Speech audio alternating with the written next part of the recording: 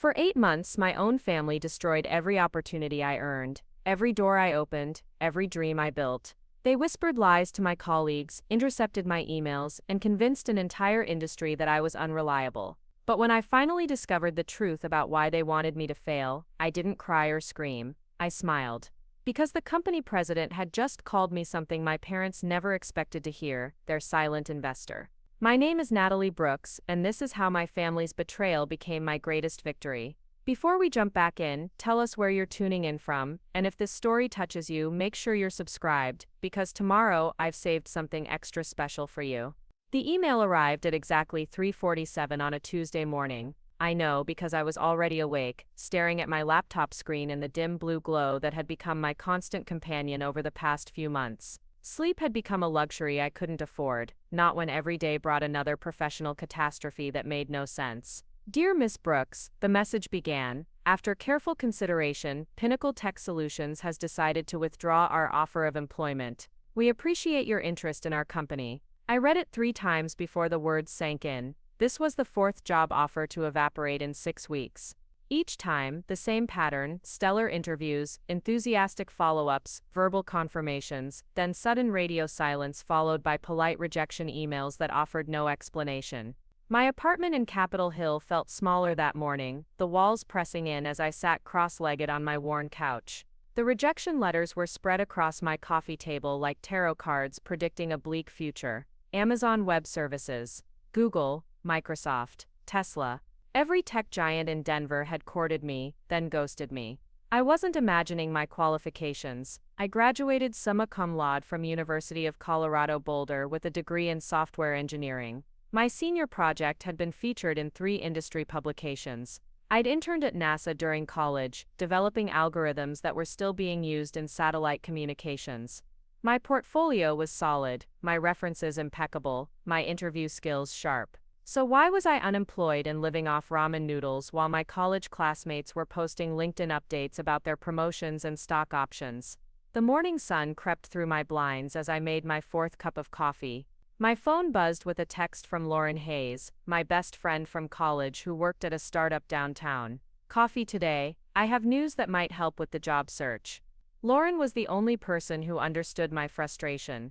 She'd been my study partner, my coding competition teammate, and my voice of reason through every academic crisis. If anyone could help me figure out what was going wrong, it was her. We met at our usual spot, a small cafe near the University of Denver campus that served overpriced lattes and attracted freelancers who typed aggressively on MacBooks. Lauren was already there when I arrived, her dark hair pulled back in a messy bun, her expression uncharacteristically serious. "Nat," she said as I slid into the booth across from her, "I need to tell you something, but you're not going to like it." My stomach dropped. Lauren had that look she got when she was about to deliver bad news, the same expression she'd worn when she told me our coding professor was failing half the class. What kind of something? She pulled out her phone and scrolled through what appeared to be a lengthy email thread. My boss was at a networking event last week. He was talking to the CTO at Pinnacle Tech about their new hires, and your name came up. I leaned forward, my coffee forgotten. What did they say? Lauren's eyes met mine, and I saw something there that made my chest tighten. Pity. Nat, they said they'd heard you were unreliable, that you had a history of abandoning projects mid-development and leaving teams hanging. Someone told them you'd been let go from multiple internships for attendance issues. The words hit me like cold water. That's completely false. You know that's false. I know that. But they don't. She scrolled down further on her phone. The CTO said the information came from someone at Brooks Investment Group. Said they'd worked with you personally and couldn't recommend you for any technical roles. Brooks Investment Group. My family's company. The coffee cup slipped in my hands, and I had to grip it tighter to keep from dropping it. My parents, Victoria and Richard Brooks, had built their real estate and investment empire over 30 years. They were respected in Denver's business community, regular attendees at charity galas and Chamber of Commerce events. Their word carried weight in circles I was trying to break into. Someone at my parents' company is sabotaging me. Lauren nodded grimly. It gets worse. My boss said the person they spoke to claimed they were doing companies a favor by warning them about your work ethic. Said they felt obligated to speak up because they'd seen you fail before. I sat back in the booth, my mind racing. This explained everything. The sudden cold shoulders after warm interviews. The way conversations would shift when I mentioned my last name. The feeling that everyone knew something I did. Who was it? I asked, though I already suspected the answer. They didn't say. Just someone from Brooks Investment Group, who claimed to know you personally. The drive back to my apartment felt surreal. Denver's skyline looked different somehow, like I was seeing it through someone else's eyes. The city where I'd grown up, where my family had built their reputation, was the same city that was slowly suffocating my dreams.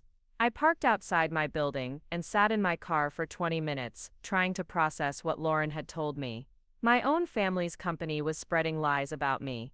But why? What did they gain from keeping me unemployed and struggling? My phone rang, jolting me from my thoughts. The caller ID showed Mom, but I let it go to voicemail. Whoa. I wasn't ready to hear Victoria Brooks's voice, not when I was starting to suspect she might be behind my professional exile. The voicemail notification appeared, and despite myself, I played it. Natalie, darling, it's Mom. I hope you're doing well with your job search. Your father and I were talking, and we think it might be time to consider other options. Maybe something in retail management or administrative work would be more realistic. You know we worry about you setting your sights too high. Call me back. The condescension in her voice was nothing new, but now it felt different. More calculated. As if she knew exactly why I was struggling and was offering me a way out that would keep me small, manageable under their control. I deleted the voicemail and walked up to my apartment, my legs feeling heavy with each step. Inside, I spread the rejection letters across my kitchen table and started making notes. Dates, companies, timing. There had to be a pattern, some way to trace this back to its source. That's when I noticed something I'd missed before. 3 of the companies had mentioned they'd received additional information about my background after our initial interviews. Information that made them reconsider their offers. The timing was too precise to be coincidental.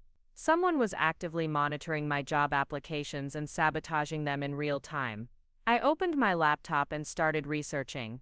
Brooks Investment Group's website listed their portfolio companies, their partnerships, their board memberships. My father Richard served on the advisory boards of 2 major tech companies.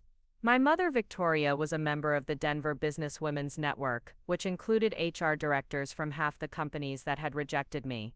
The web of connections was vast and strategic. My parents didn't just have influence in Denver's business community, they were part of its backbone. If they wanted to destroy someone's career, they had the network to do it efficiently and quietly. But I still didn't understand why. What had I done to deserve this level of sabotage?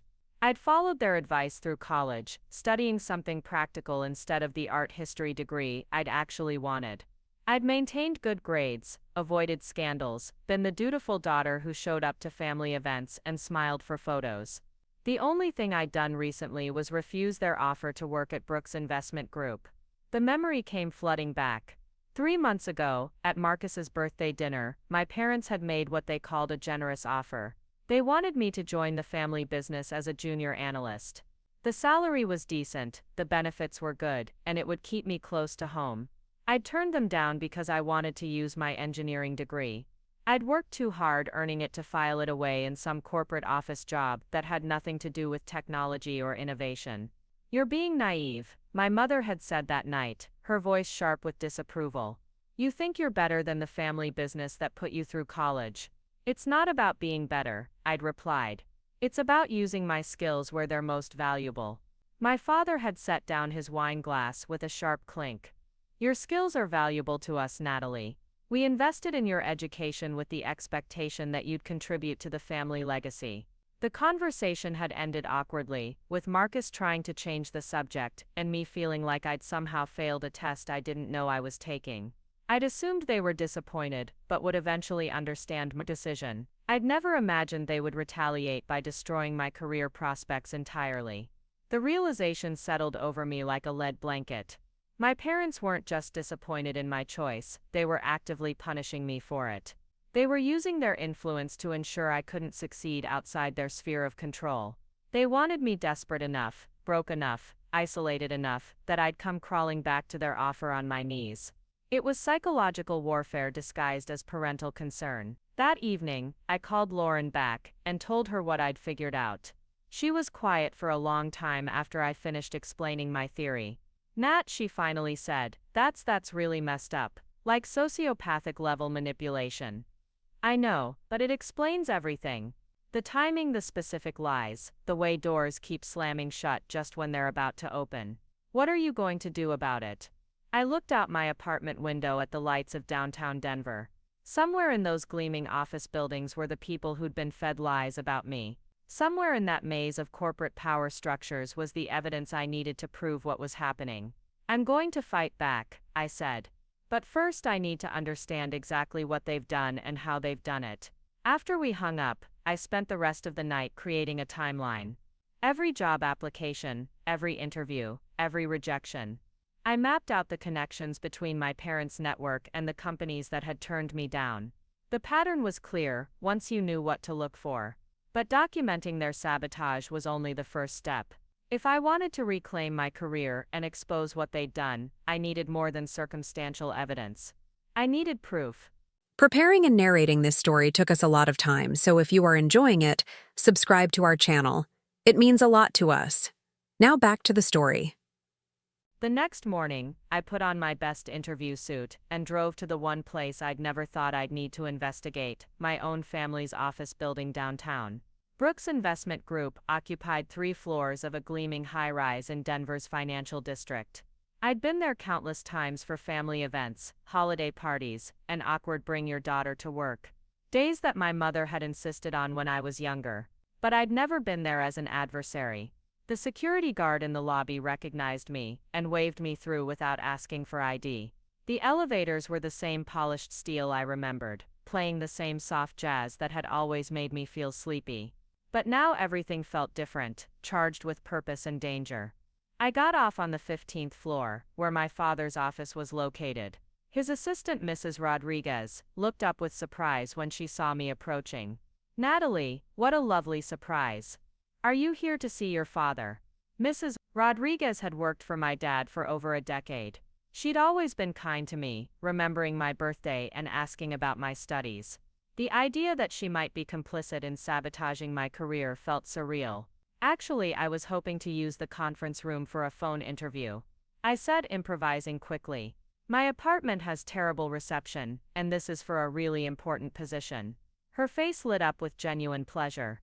"Of course, dear. Room B is empty until 3. Would you like some coffee?" I accepted the coffee and settled into the familiar conference room where I'd sat through countless family business meetings. The walls were lined with awards and photos of my parents with various Denver dignitaries. There was even a family photo from last Christmas, all 4 of us smiling beside an enormous tree. Looking at that photo now felt like staring at evidence of my own naivety. I wasn't really there for a phone interview. I was there to listen. And in a building where my family had operated for decades, where employees knew me as Richard and Victoria's daughter, people talked freely around me. They always had. Within an hour, I'd learned more about my parents' business practices than I'd ever wanted to know. The conversation that changed everything happened when I overheard my mother on a phone call in the hallway outside the conference room. "Yes, I understand. Yes. She interviewed well," Victoria was saying, her voice carrying the authority she'd perfected over years of boardroom negotiations. "But I'm telling you as someone who knows her personally, Natalie Brooks is not someone you want on your team. She has a pattern of abandoning responsibilities when things get challenging." There was a pause and I pressed myself closer to the door. "I realize this puts you in a difficult position, but I felt obligated to share this information. We've seen her behavior firsthand, and it would be irresponsible of me to let you hire someone who could damage your company's reputation." Another pause. "The specifics?" "Well, there was an incident during her college internship where she left her team without documentation for a critical project. And more recently, she agreed to help with a family business initiative, and then simply disappeared when the work became demanding. I'm not trying to sabotage anyone's career, you understand. I'm just looking out for your company's best interests." The call ended, and I heard my mother's heels clicking away down the marble hallway. I sat in that conference room for another 20 minutes, processing what I'd just heard. My mother wasn't just spreading lies about me. She was doing it with the practiced ease of someone who'd done this before. Her tone had been perfect, concerned, reluctant. Credible, she'd painted herself as someone making a difficult but necessary disclosure to protect a potential employer. It was masterful manipulation, and it was destroying my life one phone call at a time. But she'd also made a crucial mistake. She'd mentioned a specific incident that never happened. There had been no college internship abandonment, no family business initiative that I'd walked away from. She was creating fictional scenarios to support her character assassination, which meant she was potentially opening herself up to legal consequences. I left the building with my head spinning, but my resolve crystallized. This wasn't just about getting a job anymore. This was about exposing a systematic campaign of lies and manipulation that had gone on for months. My parents had weaponized their reputation and network to control my future, betting that I'd never figure out what they were doing. They'd underestimated me. That night, I called Dr. Patricia Wu, my favorite professor from college, and someone who'd always believed in my potential. If anyone could help me understand my legal options and connect me with the right people, it would be her. "Natalie," she said when I reached her, "I've been wondering how your job search was going. I've heard some concerning rumors floating around, but I wasn't sure if I should mention them." My heart sank. "What kind of rumors?" "Nothing specific, just whispers that you might not be as reliable as your academic record suggested." I dismissed them immediately, of course, but now I'm wondering if someone has been deliberately spreading misinformation about you. Dr. Wu listened without interruption as I explained what I'd discovered. When I finished, there was a long silence on the other end of the line. "Natalie," she finally said, "what you're describing isn't just unethical, it's potentially criminal. Intentional interference with business relations, defamation, possibly even fraud, if they're using false claims to damage your prospects. What can I do about it?" "Document everything. Every conversation you overhear, every rejection that mentions additional information, every connection between your parents' network and the companies that have turned you down. And then you need to talk to an employment attorney. I can't afford an attorney. I might know someone who would take this on contingency. What your parents are doing, if you can prove it, could result in significant damages. The legal system doesn't look kindly on people who abuse their power to destroy someone else's livelihood." After we hung up, I felt something I hadn't experienced in months: hope. Not the desperate, grasping hope I'd been carrying through endless job rejections, but the steady, determined hope of someone who finally understood the game being played against them. My parents thought they held all the cards. They thought their reputation and connections made them untouchable. They thought I'd eventually break and come begging for their forgiveness and their job offer. But they'd forgotten something important about me. I was a software engineer trained to identify problems, analyze systems, and find solutions. And I'd just identified the biggest problem I'd ever faced: my own family. Now it was time to engineer a solution. The war they'd started in boardrooms and networking events was about to move to courtrooms and public records. And unlike the whispered lies they'd been spreading about me, everything I planned to do would be documented, verified, and legally bulletproof. They wanted to play games with my career, fine. But they'd forgotten that games have rules, and when you break the rules, there are consequences. I was about to teach them exactly what those consequences looked like. The law office of David Sterling occupied the corner suite of a modest building in downtown Denver, far from the gleaming towers where my parents conducted their business. Dr. Wu had connected me with David through her network of former students who'd gone into law instead of academia. He specialized in employment litigation and had a reputation for taking on powerful opponents who thought their money and connections made them untouchable. David was younger than I'd expected, probably in his early 30s, with the kind of intense focus that came from building a practice one difficult case at a time. His office walls were lined with law books and framed newspaper clippings about cases he'd won against major corporations. "Dr. Wu filled me in on the basics," he said as I settled into the chair across from his desk. "But I need to hear the details from you. Start from the beginning and don't leave anything out." I spent the next hour walking him through everything I'd discovered. David took notes on a yellow legal pad, asking pointed questions about timing, witnesses, and documentation. When I finished, he leaned back in his chair and tapped his pen against his lips. "This is one of the most systematic campaigns of professional destruction I've encountered," he said finally. "Your parents have essentially used their network to create a blacklist with your name on it. The good news is that if we can prove it, you have grounds for multiple causes of action: defamation, intentional interference with prospective business advantage, possibly conspiracy. What's the bad news? Proving it will require evidence beyond overheard phone calls. We need documentation, recorded conversations, witness testimony. Your parents are sophisticated enough to cover their tracks, which means we'll have to be smarter about uncovering them. David explained that we'd need to build what he called a paper trail of destruction. Every company that had withdrawn an offer after receiving additional information about me was a potential piece of evidence. Every connection between those companies and my parents' network was another link in the chain.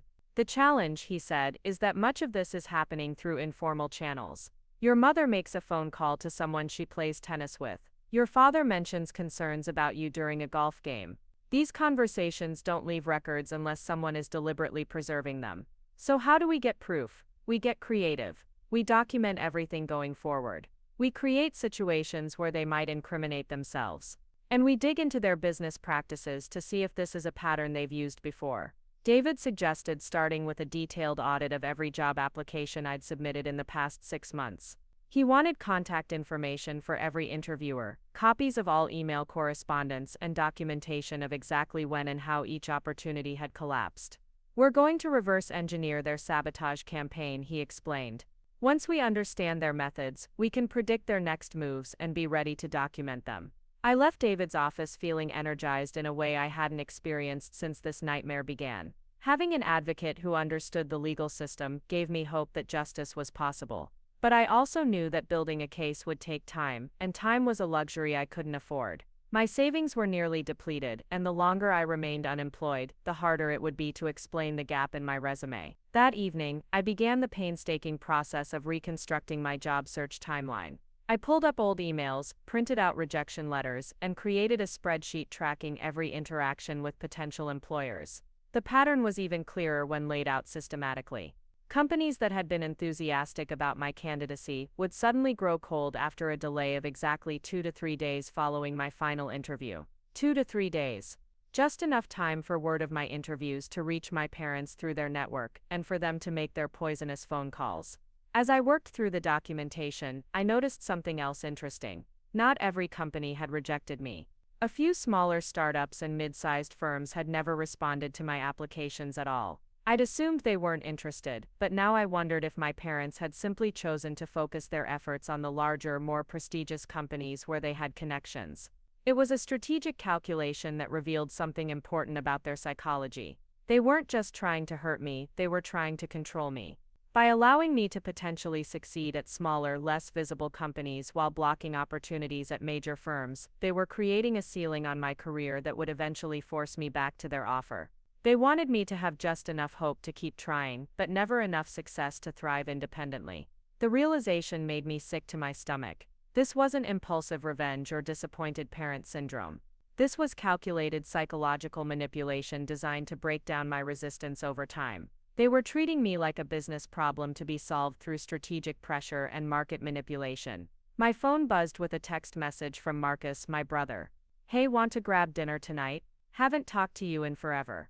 I stared at the message for a long time. Marcus and I had never been particularly close, but we'd maintained the polite sibling relationship that our parents expected.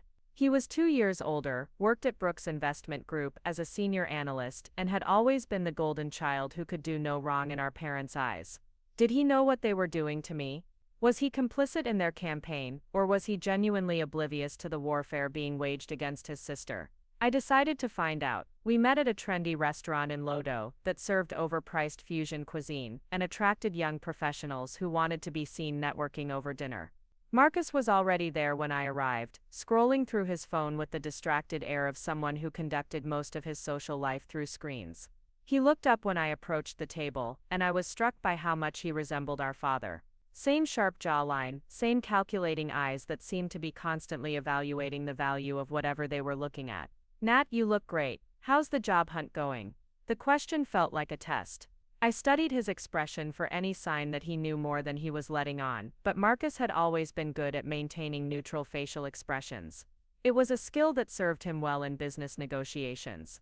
"It's been challenging," I said carefully. "Lots of interviews, but nothing has panned out yet." "That's weird. I would have thought someone with your background would be snapped up immediately." He flagged down the server and ordered wine without asking what I wanted. "Maybe you're being too picky. Mom and Dad mentioned you might be aiming too high for your experience level." There it was. The subtle dig disguised as concern, delivered with just enough plausible deniability that I couldn't call him out without seeming paranoid. What exactly did they say about my job search? Marcus shrugged, cutting into his salmon with surgical precision. Just that you might be struggling with unrealistic expectations. You know how competitive the tech industry is. Maybe it would make sense to consider other options. Other options like what? Like working with the family. Dad's been talking about expanding our technology consulting division. You could head that up, use your engineering background to build something from the ground up. I nearly choked on my water. Dad wants me to start a technology division. He's mentioned it a few times. Said it might be a good way to help you transition into the business world while still using your technical skills. This was news to me. When my parents had offered me a job 3 months ago, it had been as a junior analyst doing basic financial research. There had been no mention of technology consulting or heading up a new division. When did he start talking about this? Marcus paused with his fork halfway to his mouth. I don't know, recently. Why does it matter? But it mattered enormously. If my parents were now floating the idea of a technology position within their company, it suggested they were preparing to escalate their campaign. They'd spent months making it impossible for me to get hired elsewhere. Now they were ready to offer me a seemingly attractive alternative that would keep me under their control while appearing generous and supportive. It was the carrot after months of stint. Has Dad mentioned anything about my job search specifically? Like companies I've interviewed with or feedback he's heard? Marcus set down his fork and looked at me with the expression of someone trying to solve a puzzle. Why are you asking these questions, Nat? You're acting like there's some conspiracy against you. The word conspiracy hung in the air between us. I realized I was walking a tightrope. If I revealed too much of what I suspected, Marcus might report back to our parents and compromise my ability to gather evidence. But if I said nothing, I might miss an opportunity to gauge how much he knew about their activities. I'm just trying to understand why I keep getting so close to job offers and then having them fall through. It's frustrating. Maybe it's not about external factors. Marcus said, his tone taking on the patronizing quality that had irritated me throughout our childhood. Maybe you need to look at your own approach. Are you interviewing well? Are you presenting yourself professionally? Are you asking for too much money? Each question felt like a small slap. Marcus was either genuinely clueless about what our parents were doing, or he was incredibly skilled at maintaining plausible deniability while participating in my destruction.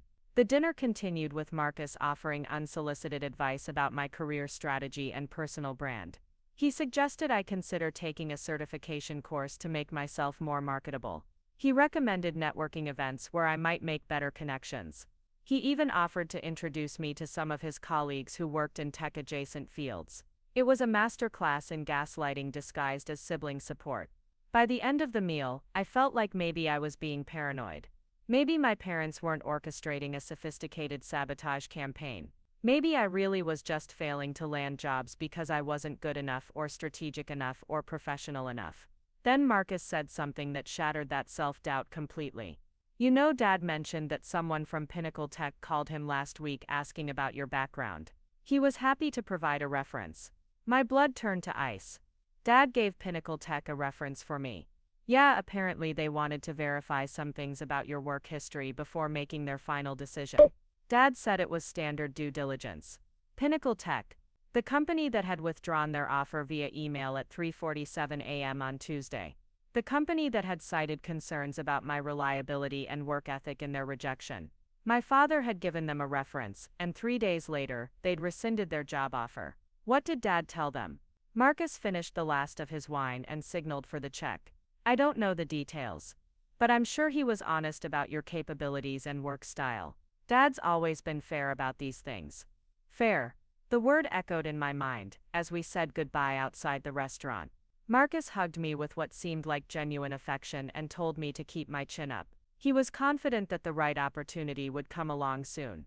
As I drove home through Denver's quiet streets, I felt the final pieces of the puzzle clicking into place. My parents weren't just passively spreading rumors through their network. They were actively responding to requests for references and using those opportunities to poison potential employers against me. It was worse than I'd imagined. They weren't just blocking my path to employment, they were using the trust that companies placed in professional references to destroy my reputation with surgical precision. Back in my apartment, I called David Sterling's emergency line. He answered on the second ring, sounding alert despite the late hour. "I just had dinner with my brother," I said without preamble. "My father gave a reference to Pinnacle Tech. They withdrew their offer 3 days later. That's our smoking gun," David said immediately. "If your father provided a negative reference while pretending to be supportive, we can subpoena the records of that conversation. Companies typically document reference calls for legal protection. What do we do next? We file a formal complaint and start discovery proceedings. But first, I want you to do something that might feel uncomfortable. I want you to apply for another high-profile position where your parents are likely to have connections." Why would I want to give them another chance to sabotage me? Because this time we'll be ready for them. We'll document their interference in real time, and we'll have the evidence we need to prove systematic defamation. David explained his strategy. He wanted me to apply for a position at a company where we could predict my parents would have influence. He'd already researched several possibilities, including a major tech firm where my mother served on the charitable foundation board. "We're going to set a trap," he said. "And when they take the bait, we'll have them dead to rights." The next morning, I found myself staring at the job posting for a senior software engineer position at Quantum Dynamics, a rapidly growing artificial intelligence company that specialized in machine learning applications for financial services. The position was perfect for my background, and the company was exactly the kind of prestigious employer that my parents would want to prevent me from joining. More importantly, Victoria Brooks had been featured in their annual report as a major donor to their educational outreach program. I spent hours crafting the perfect application. My resume highlighted every achievement, every skill, every piece of experience that made me an ideal candidate. My cover letter was personalized and compelling, demonstrating deep knowledge of the company's work and clear enthusiasm for contributing to their mission. I submitted the application at exactly 2 p.m. on a Thursday, then began the waiting game that would determine whether my parents would take David's carefully laid bait. The response came faster than I'd expected. By Monday morning, I had an email requesting a phone screening with their head of engineering. The interview was scheduled for Wednesday at 10 a.m. I prepared more thoroughly for this interview than any other in my life. I researched every member of their engineering team, studied their published papers, and practiced answers to every conceivable technical question. But more importantly, I set up recording equipment in my apartment and notified David of the exact timing of every interaction. The phone screening went perfectly. The head of engineering, a brilliant woman named Dr. Sarah Kim, seemed genuinely excited about my background and experience. We talked for 45 minutes about machine learning algorithms, scalability challenges, and the future of AI in financial services. By the end of the call, she was describing the role as if I already had it. "I'd like to set up an in-person interview for Friday," she said. "You'd meet with our CTO and a few senior engineers. I have a good feeling about this, Natalie." I hung up feeling genuinely optimistic for the first time in months. But I also felt the familiar dread that came with knowing my parents would soon learn about this opportunity and begin their campaign to destroy it. I didn't have to wait long. On Thursday evening, exactly 24 hours after my phone screening, my mother called. I let it go to voicemail, as had become my habit. But I played the message immediately. "Natalie, it's Mom. I heard through the grapevine that you might have an interview at Quantum Dynamics. I think it's wonderful that you're putting yourself out there, but I wanted to share some concerns. I know some people that, and I'm not sure it would be the right cultural fit for you. The work environment can be quite demanding, and I worry about how you'd handle the pressure. Anyway, call me back so we can discuss it." The message was perfectly crafted to sound supportive while planting seeds of doubt. My mother had managed to express concern about my ability to handle pressure while positioning herself as a caring parent, looking out for my best interests. But she'd also revealed that she knew about my interview less than 24 hours after it was scheduled. Either someone at Quantum Dynamics had told her directly, or she was monitoring my activities through methods I hadn't yet discovered. I forwarded the voicemail to David, then spent Thursday night researching every connection between my parents and Quantum Dynamics. What I found was more extensive than I'd expected. Victoria Brooks didn't just donate to their educational foundation. She was personal friends with 2 board members, had attended multiple social events with their CEO, and had been photographed at charity galas, standing next to Quantum's chief marketing officer. My father's connections were more subtle, but equally significant. Brooks Investment Group managed retirement funds for several quantum employees, and Richard had been quoted in industry publications alongside their chief financial officer on topics related to startup investing. My parents didn't just have influence at Quantum Dynamics, they were embedded in the company's social and financial ecosystem. As I prepared for Friday's interview, I realized this wasn't just about getting a job anymore. This was about determining whether I could ever have a career in Denver while my parents remained determined to control my life. The interview would either be my breakthrough or my final confirmation that they'd successfully locked me out of every opportunity worth having. Either way, I was ready to document exactly how they planned to destroy this chance, and David would be ready to use that documentation to destroy them in return. The war was about to escalate, and for the first time since this began, I wasn't fighting alone. The Quantum Dynamics headquarters occupied a sleek glass building in Denver's tech center, all clean lines and modern architecture that screamed innovation and success. I arrived 15 minutes early for my Friday interview, partly from nerves and partly because David had insisted I document every detail of the experience. The recording device hidden in my purse felt like it weighed 10 pounds, even though it was barely larger than a thumb drive. David had coached me on the legal requirements for recording conversations in Colorado, and we determined that as long as I was a party to the conversation, I could legally preserve it for potential litigation. The lobby buzzed with the energy of a successful startup. Employees moved with purpose through open spaces filled with standing desks and collaboration pods.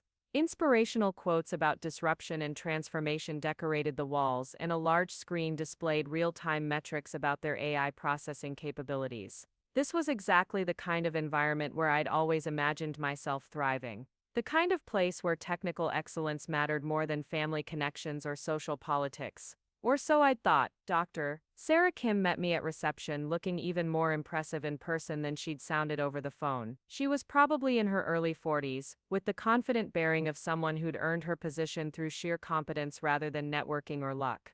"Natalie, welcome to Quantum.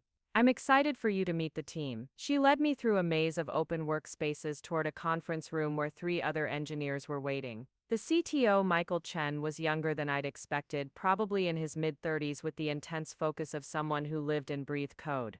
The 2 senior engineers, Jennifer Walsh and Alex Rodriguez, had the easy camaraderie of people who genuinely enjoyed solving complex problems together. For the next 2 hours, I was in my element. We discussed machine learning architectures, debated the merits of different neural network approaches, and worked through coding challenges that pushed my technical skills to their limits. The conversation flowed naturally, and I could see genuine enthusiasm in their faces as I explained my approach to problems they'd been wrestling with. "Your background in satellite communications is fascinating," Jennifer said during a break between technical sessions. "We've been looking at applications for real-time financial data processing that could benefit from that kind of low-latency optimization." Michael nodded approvingly. "The project Jennifer's describing would be perfect for someone with your skill set. We're talking about building something that's never been done before in commercial applications." By the time the formal interview concluded, I felt confident that I'd not only met their expectations but exceeded them. Dr. Kim walked me back to the lobby, and her parting words confirmed my assessment. "Natalie, I want to be transparent with you. You're exactly what we've been looking for. I'll be recommending to our executive team that we move forward with an offer. You should hear from us by Monday with details about compensation and start date." I drove home feeling genuinely hopeful for the first time in months. The technical challenges they'd presented were exactly the kind of work I'd always wanted to do, and the team dynamics felt natural and collaborative. For 48 hours, I allowed myself to imagine a future where I was building cutting-edge AI systems instead of documenting my parents' attempts to destroy my career.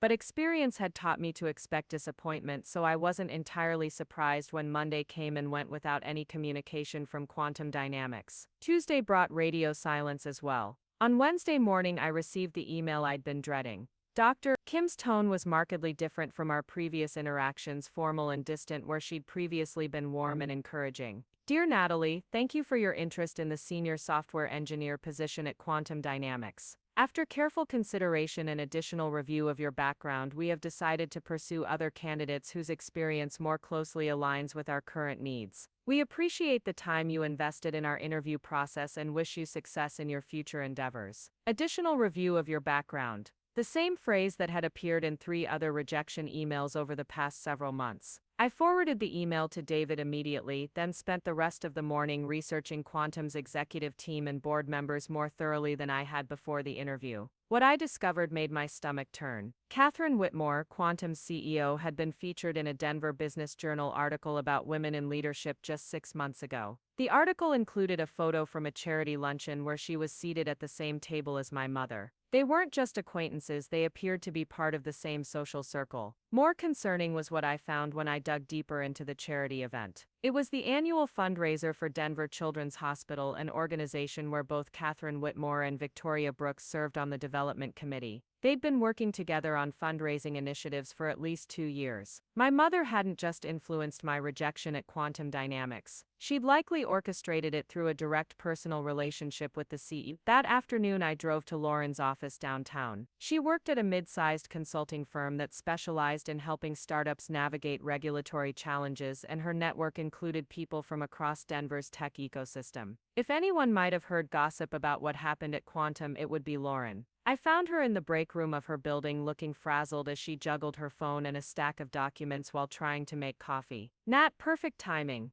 I was just about to call you. About what? Lauren glanced around the break room to make sure we were alone, then lowered her voice. I had drinks last night with my friend Monica, who works in HR at Quantum. She mentioned something about a candidate they were excited about who got shot down after a reference check went badly. My heart sank. Did she say what the reference check revealed? That's the weird part. Monica said the initial reference was glowing, but then they got a call from someone claiming to have additional information about the candidate's work history. Someone who said they felt obligated to share concerns about reliability and team dynamics. Did Monica say who made the call? Lauren shook her head. She didn't have details about the caller's identity, but she said it came through Catherine Whitmore's office. The CEO personally asked HR to document the concerns and reconsider the hiring decision. So my mother had gone directly to the CEO. She hadn't worked through intermediaries or relied on second-hand connections. She'd used her personal relationship with Catherine Whitmore to torpedo my candidacy at the highest level of the organization. Monica seemed really uncomfortable about the whole thing. Lauren continued. She said the team that interviewed you was pushing back against the decision, but you don't argue with the CEO's office about hiring choices. I thanked Lauren and drove home feeling like I'd been punched in the stomach. But beneath the disappointment was something else. Relief. David had been right about setting a trap. My parents had taken the bait and provided us with exactly the kind of evidence we needed to prove systematic interference. That evening I called David and walked him through everything I'd learned about Quantum's decision-making process. This is perfect, he said, and I could hear the satisfaction in his voice. Your mother made direct contact with the CEO to influence a hiring decision. That's not subtle networking or casual conversation, that's deliberate interference with your employment prospects. What do we do with this information? We subpoena Quantum's HR records related to your candidacy. We depose Catherine Whitmore about her conversation with your mother. And we use this as the centerpiece of our case to demonstrate a pattern of intentional sabotage. David explained that the Quantum situation was particularly valuable because it involved documented communications between my mother and a corporate executive about my employment. Unlike the informal conversations that had likely influenced other rejections, this interaction would have created a paper trail within Quantum's systems. But before we file the lawsuit, David said, I want to try one more approach. I want to confront your parents directly and see if we can get them to incriminate themselves further. The idea of confronting my parents made my palms sweat. I'd been avoiding direct contact with them for weeks, communicating only through brief text responses to their increasingly frequent calls and messages. What kind of confrontation? A family meeting. You tell them you're considering their job offer, that you're ready to discuss terms. During that conversation, you ask pointed questions about the challenges you've been having with your job search. See if they reveal anything about their involvement. David wanted me to record the conversation, which meant I'd need to be strategic about where and when it took place. Colorado's recording laws would allow me to preserve audio of any conversation I participated in, but I'd need to be careful about the setting and logistics.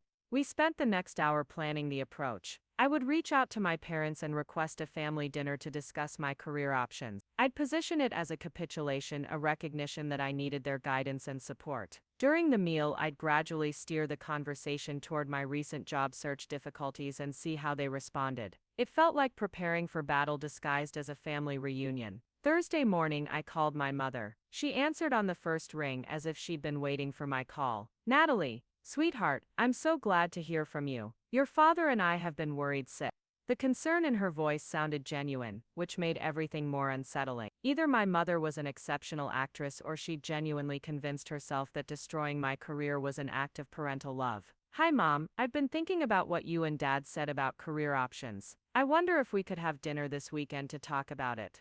Of course, I'm so pleased you're ready to have that conversation. This Saturday work for you? We could do the country club, make it special. The Denver Country Club was my parents' preferred venue for important family discussions. It was elegant, private, and filled with people who knew our family's reputation. It was also the perfect place for the kind of recorded conversation that could destroy them legally. Saturday sounds perfect. Should I invite Marcus too? Let's keep it just the three of us for now. This is really about your future, and I think a smaller group might be more productive. We agreed on 7 o'clock Saturday evening. After I hung up, I called David to confirm the plan and arrange for the recording equipment I'd need to document whatever my parents revealed during dinner. The next 2 days passed slowly. I spent Friday researching everything I could find about Brooks Investment Group's business practices, looking for any patterns that might suggest they'd used similar tactics against other people who'd crossed them. What I discovered was illuminating. Over the past 5 years, several former employees had left the company under circumstances that seemed unusual. A junior analyst who'd been poached by a competitor had struggled to find subsequent employment despite stellar credentials. A marketing director who'd started her own consulting firm had seen several major clients cancel contracts shortly after she left Brooks Investment Group. The pattern was subtle but consistent. People who left my parents' organization on bad terms seemed to encounter unexpected professional difficulties afterward. It suggested that using their network to damage careers wasn't something they'd invented specifically for me. It was a standard part of their business arsenal. Saturday evening arrived with the kind of crisp autumn weather that made Denver beautiful. I dressed carefully for dinner, choosing an outfit that struck the right balance between respectful daughter and serious professional. The recording device was concealed in my purse, tested and ready to preserve whatever confessions my parents might make. The country club was busy with the usual weekend crowd of Denver's business elite. I recognized several faces from newspaper society pages and charity event coverage. These were the people whose opinions shaped careers and reputations in our city, and they all knew and respected Richard and Victoria Brooks. My parents were already seated when I arrived, occupying their usual table near the windows overlooking the golf course. My father stood to greet me with a hug that felt stiff and performative, while my mother beamed as if I'd just returned from a successful expedition. "You look wonderful, darling," Victoria said as I settled into my chair. "Doesn't she look wonderful, Richard?" "Absolutely, very professional. That's exactly the kind of presentation that will serve you well in business." The conversation started safely with my parents asking about my apartment, my health, and my general well-being. They seemed genuinely concerned about my welfare, which made it easier to understand how they justified their sabotage campaign to themselves. "I've been doing a lot of thinking about what you said regarding career paths," I began once we'd ordered our meals. "Maybe I have been too focused on a narrow set of opportunities." My mother's face lit up with satisfaction. "I'm so glad you're open to exploring different options. The technology consulting division your father mentioned could be exactly what you need to establish yourself professionally. Tell me more about that." I didn't realize Dad was thinking about expanding in that direction. Richard leaned forward, his enthusiasm genuine. "It's been something I've been considering for months. The investment world is becoming increasingly driven by technological innovation, and I think there's a real opportunity for someone with your background to build something significant within our existing framework." As my father described his vision for the technology division, I realized this wasn't just a consolation prize they'd invented to lure me back. He'd been seriously planning this expansion and genuinely saw me as the right person to lead it, which made their sabotage of my external job search even more calculated and cruel. "It sounds like an amazing opportunity," I said. "I have to admit, I'm surprised you're offering me this level of responsibility. I know I disappointed you by not taking the analyst position initially." "You didn't disappoint us," my mother said quickly. "You challenged us to think bigger about how your talents could contribute to the family business. Though I have to say," Richard added, "your struggles with the external job market have probably worked out for the best. The opportunities you were pursuing might not have offered the same potential for growth and leadership." Here was my opening. It has been frustrating how many interviews seem to go well but didn't result in offers. I keep wondering if there's something I'm missing about how to present myself professionally. My parents exchanged a glance that lasted just a fraction of a second too long. Sometimes these things come down to cultural fit, Victoria said carefully. Companies have very specific ideas about the kind of people they want to hire, and it's not always about technical qualifications. Have you heard anything specific about my candidacy at any of these companies? I know you both have connections throughout Denver's business community. Another glance between them. Richard cleared his throat before answering. We've heard a few things here and there. Nothing specific, just general feedback about the competitive nature of the market and the importance of having strong references. What kind of feedback? Well, my mother said, her voice taking on the tone she used when delivering unwelcome news. There have been some questions about your experience working on team projects. Some concerns about whether you have the collaborative skills that today's employers are looking for. I felt my pulse quicken.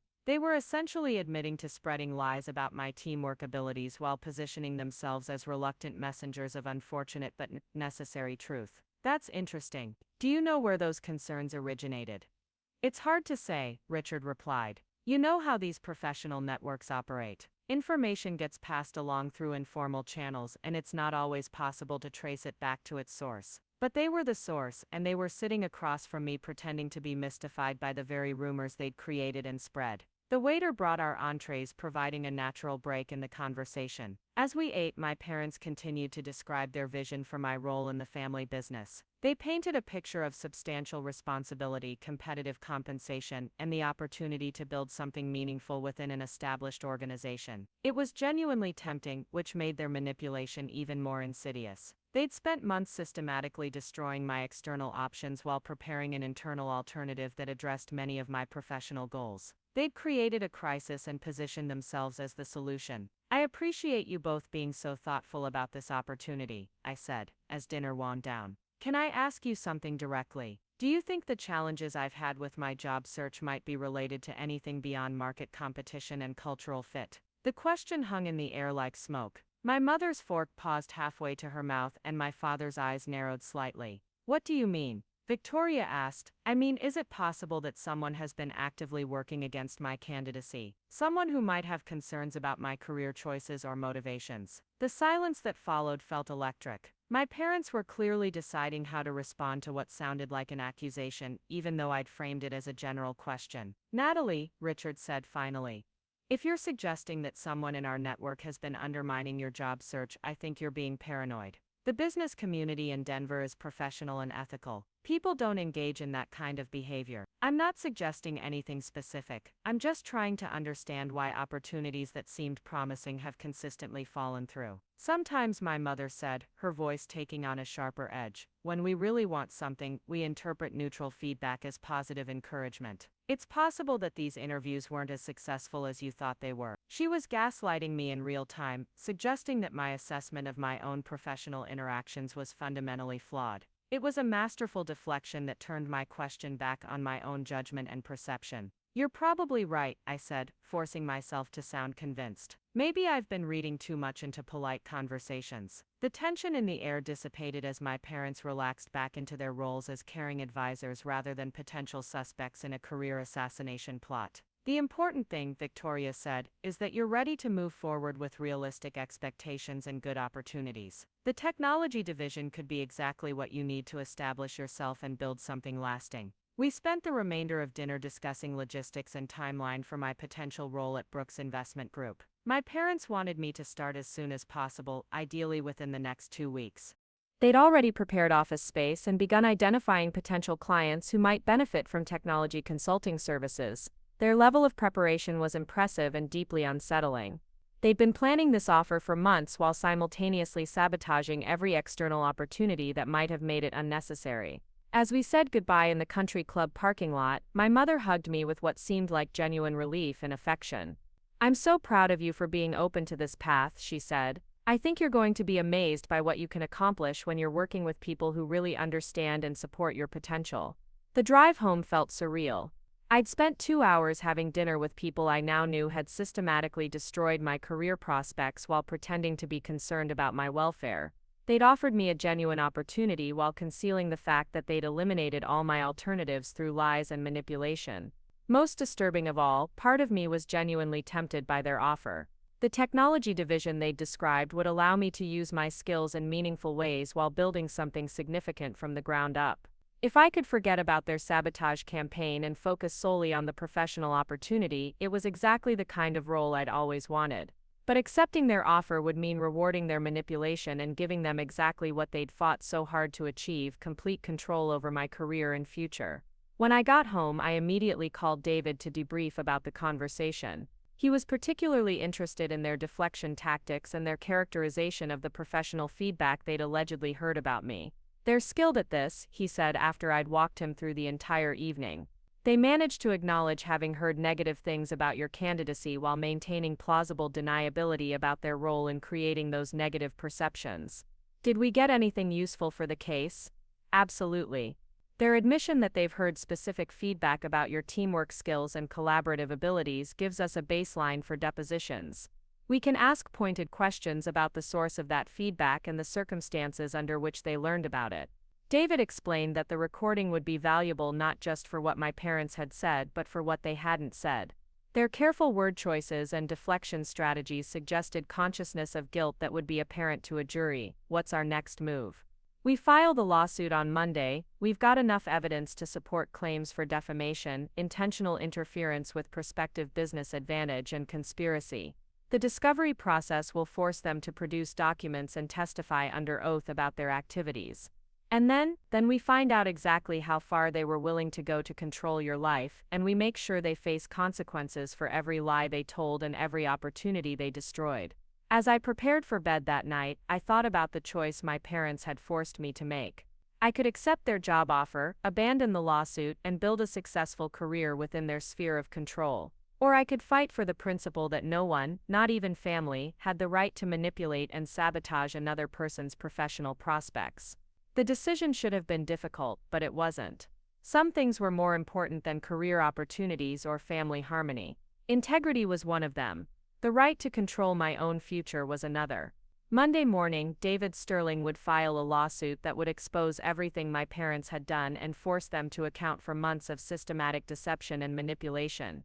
The war they'd started in corporate boardrooms and networking events was about to move to a courtroom where their wealth and connections couldn't protect them from the truth. The lawsuit hit Denver's business community like a seismic shock. David had filed the complaint on Monday morning, and by Wednesday afternoon, 3 separate news outlets had picked up the story. The headline in the Denver Business Journal read "Prominent Investment Firm Accused of Career Sabotage," while the local tech blog went with "Brooks Family Feud Exposes Alleged Corporate Interference." I hadn't expected the media attention, but David had warned me that cases involving prominent families and business ethics violations often attracted public interest. What I hadn't anticipated was how quickly the story would spread through Denver's professional networks or how many people would reach out to share their own experiences with my parents' organization. The first call came Tuesday evening from Amanda Chen, a former Brooks Investment Group employee I'd never met. She'd seen the news coverage and wanted to share her story about leaving the company 2 years earlier. "They made my life hell after I gave notice," Amanda told me over coffee at a downtown cafe. "I'd accepted a position with a competing firm, and suddenly my new employer started receiving calls questioning my integrity and work ethic." Amanda's experience was eerily similar to mine, but with a crucial difference. She'd been an insider who'd violated my parents' unwritten rule about loyalty and exclusive dedication to their organization. "Did you ever find out who was making the calls?" "Not directly, but the pattern was too obvious to ignore. Every company I interviewed with after leaving Brooks suddenly developed concerns about my professional background. It took me 8 months to find a position, and I eventually had to relocate to Phoenix to escape their influence." Amanda wasn't the only former employee to contact me. Over the next week, I heard from 5 other people who'd experienced suspicious career difficulties after crossing my parents professionally. A marketing consultant who'd competed for a contract against Brooks Investment Group found herself blacklisted from several major clients. An attorney who'd represented the opposing side in a real estate dispute saw referrals dry up mysteriously. Each story followed the same pattern: professional success followed by sudden unexplained difficulties that seemed to trace back to negative information spreading through Denver's business networks. My parents hadn't just targeted me, they'd been systematically destroying careers for years as a form of business warfare. David was fascinated by these testimonies and immediately began documenting each case. This establishes a clear pattern of conduct, he explained during one of our strategy sessions. Your situation isn't an isolated incident driven by parental disappointment, it's part of a systematic approach to eliminating business threats and maintaining control. The discovery process began 2 weeks after filing, and it quickly became clear that my parents had underestimated the paper trail their activities had created. David's subpoenas yielded email threads, phone records, and calendar entries that painted a detailed picture of their sabotage campaign. The most damaging evidence came from Quantum Dynamics HR files. Catherine Whitmore had documented her phone conversation with my mother in an internal memo that was devastating in its clarity. Victoria Brooks contacted me personally regarding Natalie Brooks, a candidate for our senior software engineer position.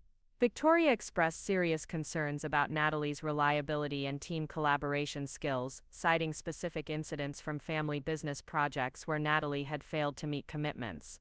Given Victoria's standing in the community and her detailed knowledge of the candidate's work history, I felt obligated to reconsider our hiring decision. Have asked HR to document these concerns and explore alternative candidates. The memo was dated 3 days after my interview and 1 day before my rejection email. It proved direct interference by my mother in the hiring process, contradicting her claims of having only heard vague rumors through professional networks. But the most explosive discovery came from my father's email archives. David had subpoenaed Brooks Investment Group's electronic communications, and buried in thousands of routine business messages was a thread that made my blood run cold. The email exchange was between Richard Brooks and Marcus, my brother, dated 6 weeks before my job search difficulties began. Natalie's interview with Amazon went well according to her updates. We need to be proactive about protecting the family interests. Marcus, are you thinking about reaching out to contacts there? Richard already scheduled lunch with Jim Peterson next week. He's on their hiring committee for the Denver office. Sometimes these conversations happen naturally when discussing talented young professionals in the market. Marcus, what if she actually gets an offer from them? Richard, she won't. Jim understands the importance of cultural fit and long-term reliability. He'll ask the right questions during reference checks. The email thread continued for several exchanges, with my father and brother discussing specific strategies for influencing my job prospects at various companies. They weren't just reacting to opportunities as they arose, they were proactively monitoring my applications and planning interventions. Marcus had been fully complicit in the sabotage campaign from the beginning. The betrayal hit harder than anything my parents had done. I'd suspected them of manipulation and control, character flaws that fit their personalities and business approach. But Marcus had sat across from me at dinner, pretending ignorance while actively participating in destroying my career. The dinner conversation where he'd suggested I might be aiming too high or struggling with unrealistic expectations wasn't innocent sibling advice. It was psychological warfare designed to make me doubt my own judgment and capabilities. David scheduled depositions for all 3 family members, starting with Marcus, since his email communications provided the clearest evidence of coordination and intent. The deposition took place in David's conference room on a gray Thursday morning that felt appropriately ominous. Marcus arrived in an expensive suit with his own attorney, a silver-haired partner from one of Denver's most prestigious law firms. But legal representation couldn't protect him from the documented evidence of his involvement in sabotaging my career. David methodically walked Marcus through the email exchanges, forcing him to acknowledge each message and explain his role in planning interventions with potential employers. My brother's strategy seemed to be minimizing his participation while characterizing the activities as legitimate business networking rather than deliberate sabotage. When you wrote Jim understands the importance of cultural fit and long-term reliability, what did you mean by that? David asked, referring to one of the emails about Amazon. Marcus shifted uncomfortably in his chair. I meant that Jim Peterson is a thorough hiring manager who considers all aspects of a candidate's background. And when your father wrote that Jim would ask the right questions during reference checks, what did you understand that to mean? I assumed it meant he would conduct a comprehensive evaluation of Natalie's qualifications. David pulled out a printed copy of Jim Peterson's LinkedIn profile. According to this, Mr. Peterson has been employed by Microsoft, not Amazon, for the past 3 years. Were you aware that your father was providing information to the wrong company's hiring manager? Marcus's attorney objected to the question, but the damage was done. The email exchange revealed that my father and brother had been so focused on sabotaging my prospects that they'd confused which companies they were targeting. The deposition continued for 4 hours, with David methodically exposing the coordination between my father and brother in monitoring my job applications and planning strategic interventions. By the end of the session, Marcus looked exhausted and his attorney was frantically taking notes about potential criminal liability for conspiracy and wire fraud. My mother's deposition was scheduled for the following week, and the anticipation was excruciating. Victoria Brooks had built her reputation on charm, sophistication, and strategic thinking. She wouldn't collapse under questioning the way Marcus had, but she also couldn't deny the documented evidence of her direct interference with companies like Quantum Dynamics. The morning of her deposition, I arrived at David's office early to review our strategy and prepare for what would likely be the most emotionally challenging day of the entire legal process. Confronting my mother in a formal legal setting, under oath about her systematic campaign to destroy my career, felt like stepping into an alternate reality. Victoria arrived precisely on time, accompanied by 2 attorneys, and dressed in the kind of understated elegance that had always been her trademark. She looked composed and confident, as if she were attending a charity board meeting rather than answering questions about potential criminal conduct. David began with basic questions about her business relationships and community involvement, establishing the extent of her network and influence within Denver's professional community. Victoria answered smoothly, acknowledging her connections while downplaying their significance for business purposes. Mrs. Brooks, do you recall having a phone conversation with Catherine Whitmore, CEO of Quantum Dynamics, in March of this year? I recall speaking with Catherine on several occasions. We served together on the Denver Children's Hospital Development Committee. Do you specifically recall discussing your daughter Natalie's employment candidacy with Miss Whitmore? Victoria paused for the first time, her eyes flickering toward her attorneys before returning to David's face. Catherine may have mentioned that Natalie had interviewed with her company. It's natural for business colleagues to discuss mutual acquaintances. According to Ms. Whitmore's internal memo, you contacted her personally to express concerns about Natalie's reliability and team collaboration skills. Do you recall making those statements? I may have shared some general observations about Natalie's work style, based on my experience working with her on family business projects. David pulled out a copy of Catherine Whitmore's memo and placed it in front of my mother. According to this document, you cited specific incidents from family business projects where Natalie had failed to meet commitments. Can you describe these specific incidents? The question hung in the air like a blade. My mother's composure cracked slightly as she realized David was demanding details about events that had never actually occurred. I don't recall the specific examples I may have mentioned to Catherine. The conversation was several months ago. Mrs. Brooks, are you aware that Natalie has never worked on any family business projects? According to Brooks Investment Group's employment records, she has never been an employee or contractor for your organization. Victoria's face flushed slightly, but her voice remained steady. Natalie has participated in various family discussions about business matters. I may have characterized those interactions as work projects in my conversation with Catherine. It was a masterful deflection, but David was ready for it. He produced email records showing that I'd never been included in any business-related family communications or asked to participate in company projects of any kind. If Natalie had no actual work history with Brooks Investment Group, on what basis did you feel qualified to assess her reliability and collaboration skills for Miss Whitmore? The question was devastating because it exposed the fundamental dishonesty of my mother's interference. She'd presented herself to Catherine Whitmore as someone with direct professional experience working with me, when in reality she'd been making judgments based on nothing more than family dynamics and personal opinions. I felt that my perspective as Natalie's mother gave me insight into her work habits and professional capabilities. And did you disclose to Miss Whitmore that your assessment was based on your role as Natalie's mother rather than professional supervision? Another long pause. I don't recall the specific details of how I characterized my relationship with Natalie during that conversation. David methodically worked through similar conversations my mother had with executives at other companies that had rejected me. In each case, she'd positioned herself as someone with professional knowledge of my capabilities while concealing the fact that her assessments were based on family relationships and personal bias.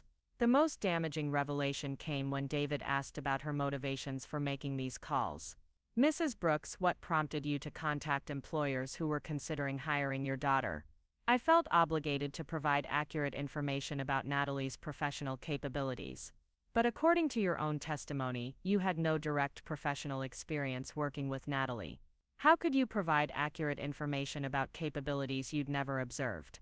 Victoria's composure finally cracked completely. I was trying to protect both Natalie and these companies from situations that wouldn't be successful for anyone involved. Protect Natalie from successful employment opportunities. Protect her from positions that weren't appropriate for her skill level and personality. Natalie has always struggled with independence and follow-through. I was concerned that she would fail in demanding technical roles and damage her professional reputation.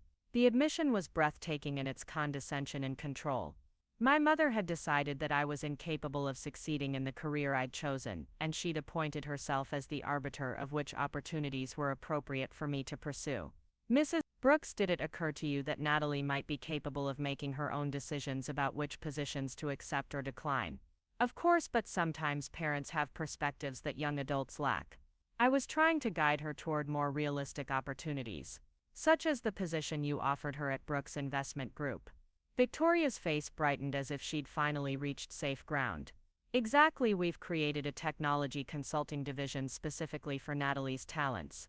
It would allow her to use her engineering background while learning business skills in a supportive environment." David leaned forward with the expression of someone about to spring a trap. "When did you begin planning this technology consulting division?" "We've been discussing it for several months.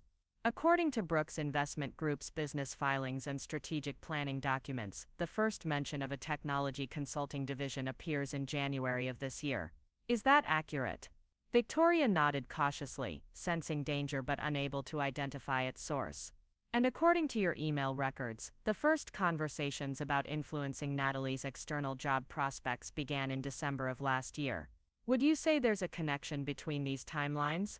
The question exposed the calculated nature of my parents' strategy. They'd begun sabotaging my external opportunities while simultaneously developing an internal alternative that would keep me under their control. It wasn't reactive parenting, it was strategic business planning applied to family relationships. "I think you're mischaracterizing the sequence of events," Victoria said weakly. "Let me be more direct, Mrs. Brooks. Did you and your husband systematically interfere with Natalie's job prospects in order to force her to accept employment with your organization?" Victoria's attorneys objected immediately, but the question had already achieved its purpose. The deposition transcript would show that when directly confronted with the truth about their manipulation, my mother had been unable to provide a credible denial. The deposition concluded with David asking about other former employees who'd experienced career difficulties after leaving Brooks Investment Group. Victoria denied any knowledge of systematic retaliation, but her denials rang hollow given the documented evidence of her interference in my job search. After my mother and her legal team left, David and I sat in his conference room reviewing the day's revelations. The depositions had provided more evidence than we'd hoped for, but they'd also exposed the depth of my family's willingness to control and manipulate my life. "How are you feeling about all this?" David asked. It was a question I'd been avoiding, even in my own thoughts. The legal process was vindicating my suspicions and providing the evidence needed to hold my parents accountable, but it was also destroying any possibility of maintaining family relationships. "I feel like I'm winning a war I never wanted to fight," I said finally. "That's usually how it works when people are forced to defend themselves against systematic abuse. You didn't choose this battle, but you're choosing to finish it." The next phase would be my parents' criminal exposure. The evidence we'd gathered suggested potential violations of federal laws regarding wire fraud and conspiracy, since they'd used electronic communications to coordinate their interference with interstate business activities. David had already been in contact with the U.S. Attorney's Office about the case. While criminal prosecution was uncertain, the threat of federal charges provided leverage for settlement negotiations and ensured that my parents couldn't simply dismiss the lawsuit as a family dispute. But before any criminal referrals or settlement discussions, there was one more revelation that would change everything I thought I understood about my family's business and my place within it. The breakthrough came during document discovery, when David's subpoenas reached Brooks Investment Group's corporate structure and ownership records. Most of the documents were routine business filings, but buried in a partnership agreement from 15 years earlier was a clause that made my heart stop. The partnership agreement established something called the Next Generation Trust, designed to provide ownership stakes in Brooks Investment Group to family members who demonstrated commitment to the organization's values and long-term success. According to the document, both Marcus and I had been designated as beneficiaries, with our stakes becoming active when we reached age 25 and completed college degrees. I was 26 years old with a completed engineering degree. According to the partnership agreement, I should have been a vested partner in Brooks Investment Group for over a year.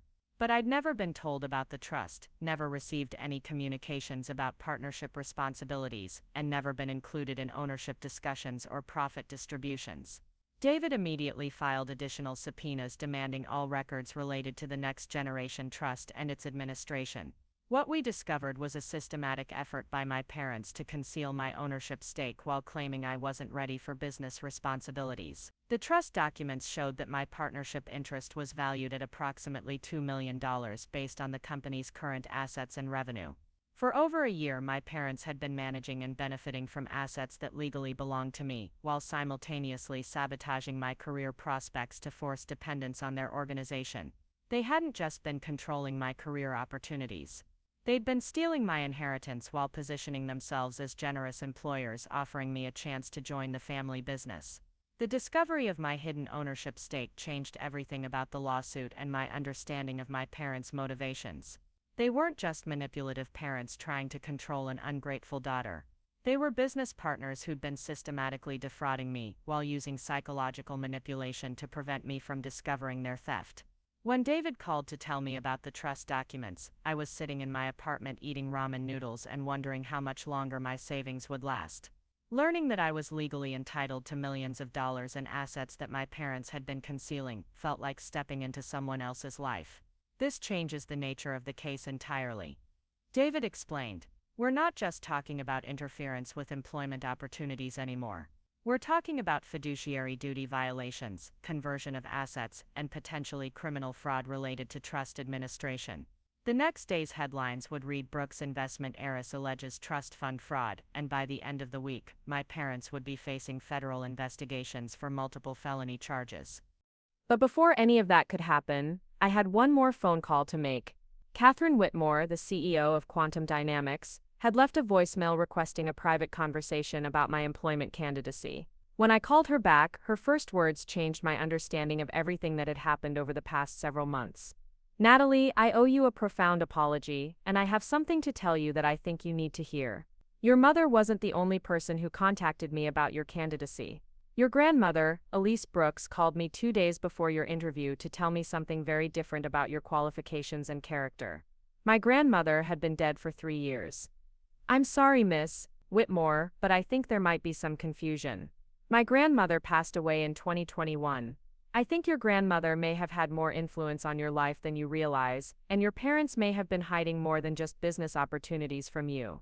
The conversation that followed would reveal the final piece of a puzzle that stretched back decades and involved family secrets that my parents had gone to extraordinary lengths to conceal. Everything I thought I knew about my family, my inheritance, and my place in their business empire was about to be turned upside down. The meeting with Catherine Whitmore took place at her private office on a Sunday morning, away from the usual bustle of corporate schedules and curious employees. She'd insisted on discretion, claiming the conversation would be sensitive enough to require complete privacy. Catherine was waiting for me in her executive suite, but she wasn't alone. Beside her sat an elderly woman I didn't recognize, with silver hair and sharp eyes that seemed vaguely familiar. The woman was studying me with the intensity of someone trying to solve a complex equation. "Natalie, thank you for coming," Catherine said, standing to greet me. "I'd like you to meet Helen Martinez. She's been looking forward to this conversation for quite some time."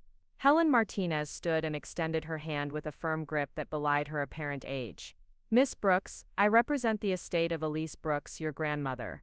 I think it's time you learned about the provisions she made for your future." My grandmother's estate. I'd assumed everything had been settled years ago through my parents' attorneys, with whatever inheritance she'd left being absorbed into the family's general assets. The idea that there were outstanding provisions involving a separate estate attorney was completely foreign to me. I don't understand. My grandmother's estate was handled by my parents' legal team. Helen's expression hardened slightly. Your grandmother specifically excluded your parents from serving as executors of her estate. She appointed me as the independent administrator, with instructions that were very specific about when and how you should be informed about your inheritance. Catherine gestured for us to sit around a small conference table near the windows overlooking downtown Denver. The morning light cast long shadows across legal documents that Helen had spread across the surface. Your grandmother established what she called the Independence Trust, Helen explained, specifically designed to provide you with financial security and professional opportunities when you reached age 25, regardless of your family's approval or involvement. Helen opened a thick folder and pulled out documents that bore my grandmother's signature and official estate seals. The first page was titled Independence Trust for Natalie Brooks, dated 6 months before my grandmother's death. According to these provisions, you became the beneficiary of assets worth approximately $8 million on your 25th birthday. The trust was designed to remain confidential until you either requested information about your grandmother's estate or until circumstances arose that suggested you might need independent financial resources. $8 million. The number was so large it felt abstract, like discussing the distance to Mars or the age of the universe. I'd been eating ramen noodles and worrying about rent while sitting on a multi-million-dollar inheritance I'd never known existed. Why wasn't I told about this when I turned 25? Because your grandmother's instructions required that you demonstrate independence from your parents' influence before gaining access to the funds. She was concerned that if you knew about the inheritance, it might affect your motivation to establish your own career and identity. Helen pulled out another document, this one handwritten in my grandmother's distinctive script. She left you a letter explaining her reasoning. I think you should read it now. The letter was written on my grandmother's personal stationery, with the elegant penmanship I remembered from birthday cards and Christmas notes. But the content was unlike anything she'd ever shared with me while she was alive. My dearest Natalie, the letter began. If you are reading this, it means you have reached a point where you need to understand the truth about your family and your place within it. Your parents love you, but they have never understood that love and control are not the same thing. I have watched them manage your brother Marcus like a business asset, shaping his ambitions and decisions to serve their vision of family legacy. They have tried to do the same with you, but you have always been different. You have curiosity where Marcus has compliance, creativity where he has calculation, independence where he has dependence. These differences make you dangerous to their model of family management. They will try to control your career, your relationships, and your future because they cannot conceive of family members as autonomous individuals rather than corporate assets. The trust I have established will give you the freedom to make your own choices, but only when you have proven that you can pursue your goals despite their interference. I want you to earn your independence before you inherit your security. The letter continued for 3 pages, describing my grandmother's observations about family dynamics and her concerns about my parents' approach to controlling their children's lives. She'd apparently been watching and documenting their behavior for years, preparing for the possibility that intervention might be necessary. The final paragraph made my hands shake as I read it. If you are reading this letter, it likely means your parents have escalated their control efforts to the point where legal intervention is necessary. The trust includes provisions for attorney fees and litigation costs if you need to defend yourself against family members who prioritize control over your well-being. You are not alone, and you are not dependent on their approval or support. You never were. I set the letter down and looked across the table at Catherine, who'd been watching my reaction with concern and curiosity. How do you fit into this? I asked. Catherine smiled for the first time since I'd arrived. Your grandmother was one of Quantum Dynamics' founding investors. She provided our initial venture capital funding and served on our board of directors until her death. The Independence Trust includes a significant stake in our company. The revelation hit me like cold water. My grandmother hadn't just left me money, she'd made me a silent investor in one of Denver's fastest-growing technology companies. The same company where my mother had sabotaged my employment prospects was partially owned by me through my inheritance. When your mother called to express concerns about your candidacy, Catherine continued, I was legally obligated to consider her input as part of our hiring process. But I was also obligated to inform the trust administrator that a beneficiary was seeking employment with a portfolio company. Helen picked up the explanation. Your grandmother's instructions were very specific about this scenario. If you applied for positions with companies where the trust held investments, and if family members attempted to interfere with those opportunities, it would trigger immediate distribution of trust assets and full disclosure of your ownership stakes. Everything suddenly made sense. My parents hadn't just been sabotaging my career, they'd been walking into a legal trap that my grandmother had set years before her death. Every phone call, every reference check, every act of interference had been documented and preserved, as evidence of exactly the kind of control she'd wanted to protect me from. Your mother's call to influence your hiring was the final trigger event, Catherine explained. As of last week, you became the full owner of your trust assets, including a 12% stake in Quantum Dynamics and controlling interests in 4 other technology companies in Denver and Boulder. 12% of Quantum Dynamics alone was worth more than $10 million based on their recent valuation. The additional company stakes brought my total inheritance to something approaching $20 million. I'd gone from unemployed and struggling to one of the wealthiest people in Denver's technology sector overnight. But beyond the financial implications, the inheritance represented something far more valuable: vindication. My grandmother had seen through my parents' manipulation and control years before I'd understood it myself. She'd created a system that would provide me with independence precisely when their interference became intolerable. "There's one more thing you need to know," Helen said, pulling out a final document. "Your grandmother included provisions for what she called family accountability measures. If trust beneficiaries were subjected to systematic interference or manipulation by family members, the trust was authorized to take legal action to protect the beneficiaries' interests."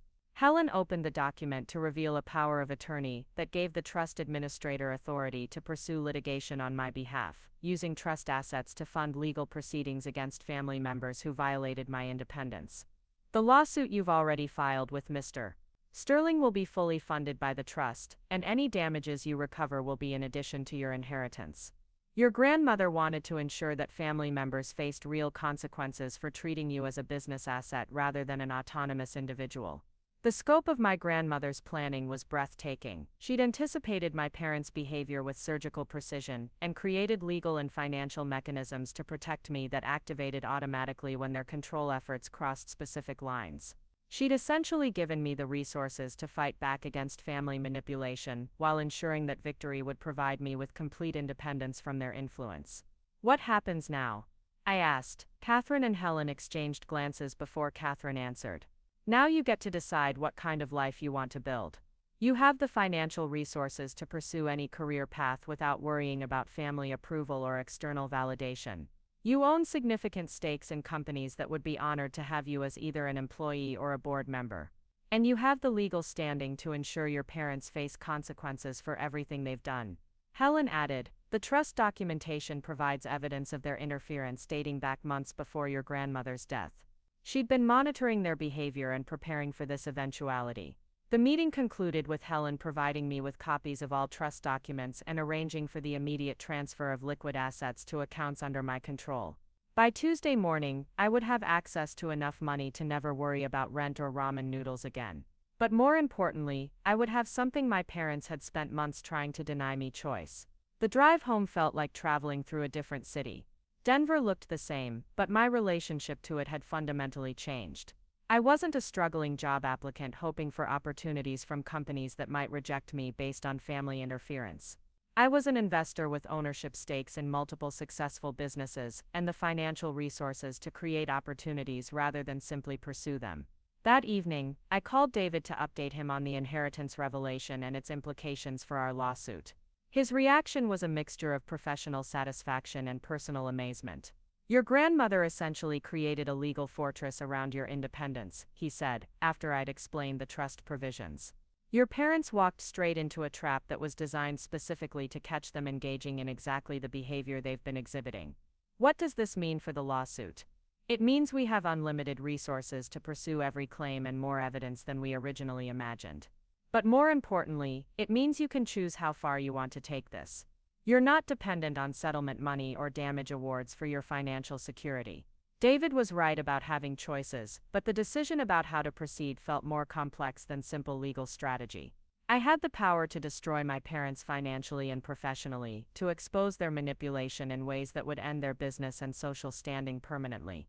The question was whether that level of destruction would provide justice or simply perpetuate the cycle of family warfare that my grandmother had wanted me to escape.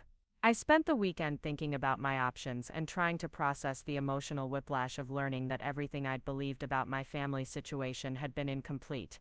My parents were worse than I'd imagined, but my grandmother had been better than I'd ever known. Monday morning brought a phone call that helped clarify my decision. It was Marcus, sounding shaken and desperate in a way I'd never heard from him before. "Nat, we need to talk. There are things you don't understand about the family business and why Mom and Dad were so concerned about your career choices. I think I understand more than you realize."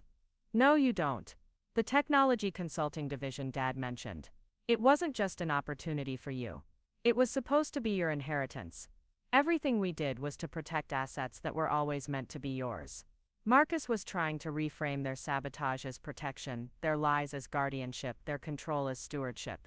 It was a final attempt to maintain the narrative that had justified months of systematic destruction of my professional prospects. "Marcus, I know about the Next Generation Trust. I know about the Independence Trust. I know about the ownership stakes you and our parents have been concealing from me. So let's skip the part where you try to convince me that theft and fraud were acts of love." The silence on the other end of the line lasted almost a full minute. "How much do you know?" "I know enough to understand that you've all been lying to me for years about money that was legally mine. I know enough to prove that you coordinated a systematic campaign to sabotage my career prospects. And I know enough to send all three of you to federal prison if I choose to pursue criminal charges." Another long silence, then Marcus's voice, smaller and more defeated than I'd ever heard it. "What do you want?"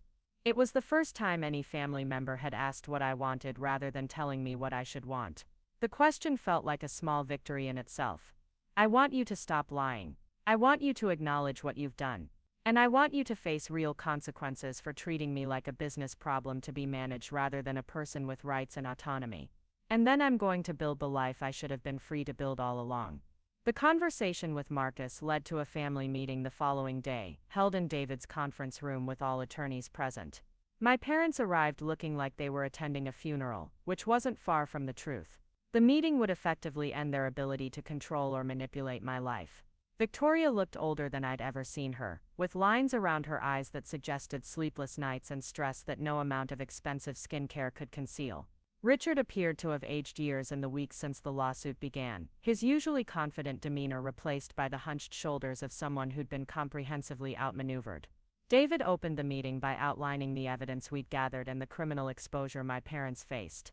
Wire fraud, conspiracy, fiduciary duty violations, and conversion of trust assets were all felonies that could result in significant prison time and financial penalties. "However," David continued, "my client is willing to consider a resolution that focuses on accountability and restitution rather than maximum punishment." I had decided against pursuing the full destruction of my parents, not out of forgiveness but out of recognition that my grandmother's goal had been my independence rather than their annihilation. The trust provisions gave me the resources to build whatever life I wanted. Criminal prosecution would only tie me to their dysfunction for years of court proceedings. The settlement terms were straightforward. My parents would publicly acknowledge their interference with my career prospects, make financial restitution for damages beyond what the inheritance provided, and submit to ongoing monitoring to ensure they didn't retaliate against me or the other former employees who'd been affected by their tactics. Most importantly, they would have no further involvement in my business or personal decisions. The family relationships might eventually heal, but the control dynamic would end permanently. Richard was the first to speak after David finished outlining the settlement terms. "We thought we were protecting you," he said, his voice barely above a whisper. "We thought the opportunities you were pursuing would set you up for failure, and we wanted to guide you towards something more secure." "You thought wrong," I replied. "You confused protection with control, and guidance with manipulation. The difference matters." Victoria looked directly at me for the first time since entering the room. "I know you hate us right now, and I understand why. But everything we did came from love, even if we expressed it poorly. Love doesn't involve destroying someone's career prospects to force dependence. Love doesn't involve stealing inheritance money while pretending to offer generous employment opportunities. Love doesn't involve lying and manipulation and treating another person like a business asset to be managed. Then what does love look like?" Victoria asked, and for the first time in months, her question sounded genuine rather than rhetorical. Love looks like trusting me to make my own decisions and supporting those decisions even when you disagree with them. Love looks like honesty about money and opportunities that belong to me. Love looks like treating me like an adult with rights and autonomy rather than a child who needs constant management. The settlement was signed that afternoon, officially ending the legal proceedings and establishing the framework for whatever family relationships might be possible going forward. My parents would face financial consequences and public accountability, but they would avoid criminal prosecution and have the opportunity to rebuild their reputations through future conduct. 6 months later, I was standing in the conference room of my own technology consulting firm, looking out at downtown Denver from the 32nd floor of a building I partially owned through my inheritance portfolio. The view was spectacular, but it wasn't the height or the expensive office space that made me feel successful. It was the fact that every decision about my career, my investments, and my future was mine to make. The consulting firm had grown from an initial idea to a team of 12 engineers working with clients across multiple industries. We specialized in machine learning applications for financial services, exactly the kind of work I'd always wanted to do but had never imagined I'd be able to pursue on my own terms. Lauren had joined as our head of business development, bringing the networking skills and industry knowledge that complemented my technical background. Together we'd built something that was profitable, innovative, and completely independent of family influence or expectations. The phone call that changed everything came on a Tuesday afternoon, while I was reviewing proposals for our next round of client projects. Catherine Whitmore was calling with an opportunity that would have seemed impossible a year earlier. "Natalie, I have a proposition for you. Quantum Dynamics is spinning off our financial services division into a separate company, and we're looking for an independent partner to lead the technology development. Given your ownership stake and your expertise, we'd like to offer you the position of Chief Technology Officer." The irony was perfect. The company where my mother had sabotaged my employment prospects was now offering me an executive position that would make me one of the most influential technology leaders in Denver. The job I'd been prevented from getting as an employee was being offered to me as an owner. What would that involve? You'd have complete autonomy over technology strategy and development, a team of 30 engineers, and equity participation in what we expect to be a billion-dollar company within 5 years. Plus, you'd be working with technology challenges that are at the cutting edge of artificial intelligence and financial systems. It was everything I'd ever wanted professionally, offered on terms that ensured I'd never have to worry about family interference or external control again. "I accept," I said, and meant it completely. The press release announcing my appointment as CTO of Quantum Financial Systems made the front page of the Denver Business Journal. The headline read, "Silent Investor Becomes Industry Leader," and the article described my transition from unsuccessful job applicant to technology executive as one of the most dramatic career reversals in Denver's business history. My parents' sabotage campaign was mentioned in the article as background context, but it felt like ancient history rather than recent trauma. They'd intended to force me into dependence and control, but they'd accidentally created the conditions that led to complete independence and unprecedented opportunity. The final phone call came from my mother on the evening the press release was published. I almost didn't answer, but curiosity won out over caution. "Natalie, I saw the announcement about your new position. I wanted to congratulate you and tell you how proud I am." "Thank you. I also wanted to say that I've learned things about myself over the past year that I didn't want to acknowledge before. You were right about love and control being different things. I'm working on understanding the difference." It wasn't a complete apology, but it was acknowledgement and progress. More importantly, it was a conversation between two adults rather than a parent attempting to manage a child. "I hope you'll consider having dinner with your father and me sometime soon. Not to discuss business or offer advice, just to spend time together as family." "I'd like that," I said, and realized I meant it. The story could have ended with destruction and permanent estrangement, but my grandmother's wisdom had created space for something better. Independence didn't require isolation, and accountability didn't require annihilation. As I hung up the phone and looked out at the city lights of Denver, I felt something I'd never experienced before: complete control over my own future, combined with the possibility of family relationships based on respect rather than manipulation. My parents had tried to sabotage my career to maintain control over my life. Instead, they'd accidentally taught me the value of independence and given me the motivation to claim inheritance resources I'd never known existed. The silent investor had finally found her voice, and it was saying exactly what she'd always wanted to say: "This is my life, these are my choices, and this is my success." Up next, you've got 2 more standout stories right on your screen. If this one hit the mark, you won't want to pass these up. Just click and check them out.